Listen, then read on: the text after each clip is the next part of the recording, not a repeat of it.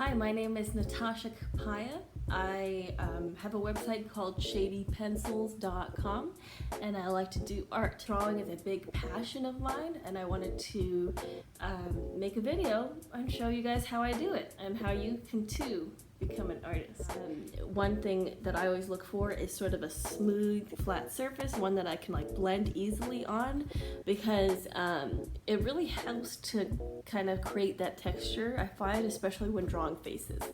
I don't think you need anything fancy to really draw your first piece. I use just a regular #2 pencil. You can get really fancy with this. You can get different types of leads as well. So I actually have something a little bit more powerful here. It's also a 4B pencil, and that will produce sort of a darker type of look and feel. You always want to keep your pencil sharp. That's another thing to start off with. With that said, here we go. So just gonna start with a simple drawing of a dog. This is my friend George's dog. Thank you so much, George. Shout out to you for letting me draw your dog. One thing that's really cool about this dog to me is his eyes. And I wanted to really focus on his eyes and start from there. So that's kind of what I use to get started. Don't think of it as a drawing, just think of it as shading. So as you can see here, his nose is a little bit lighter around here. It's kind of darker down here. And there's a lot of darkness, this patch here around his eyes, that really give him that sort of puppy dog look that makes him very cute. So, and I might have to do this. It's right now I'm realizing this is upside down. So let's see if I can make this more accessible for everybody. Here we go. There we go. Now we can see stuff. Okay, cool. This eye is a reference point to the ear. So I kind of use this as sort of a reference point to map. Okay, here is approximately how large, the side of his eye is. And that's Scooby. Scooby is my dog. So he has his pupils here, right? But then you can see there's a reflection of the light in his pupil. So I always try to capture that when I'm doing eyes. That's something that is important. Also, like the little white space in the eye. So you can tell that, it isn't just his complete iris. He has a little space of white in here that I want to account for. It's better if you can leave the white spaces blank for now and then kind of go over it if you ever need to add more.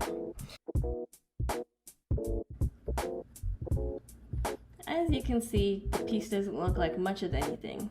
So if you start drawing and you're like, wow, this looks like shit, just realize it always looks like shit for everybody. And then you kind of create something out of that shit. It's kind of like life too.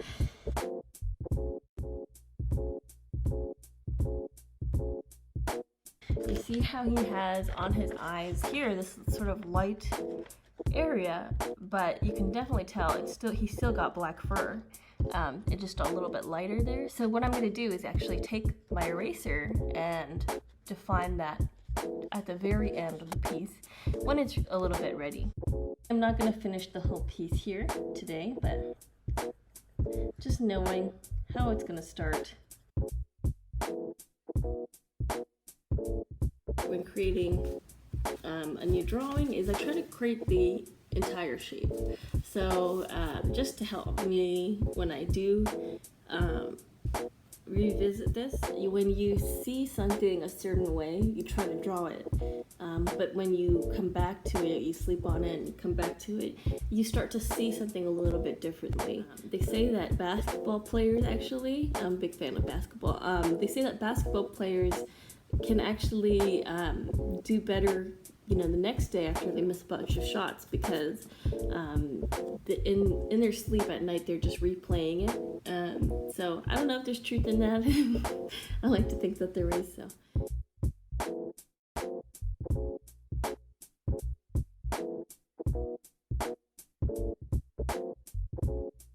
one thing that I've noticed about eyes after drawing them is that they're just never always the same shape. So we'll take a quick look here. they're similar, but that doesn't mean that you can just kind of stick a line here and copy what's over on that side. So sometimes you have to be okay with embracing the differences here.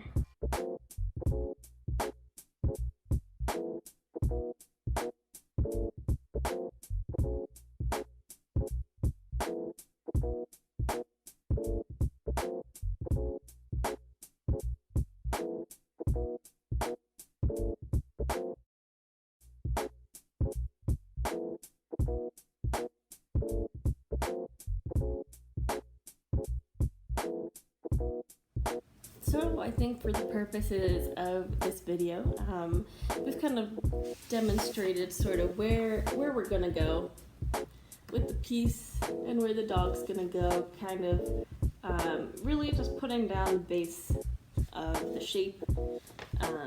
And the shading comes later. That will be maybe my second video while I work on this.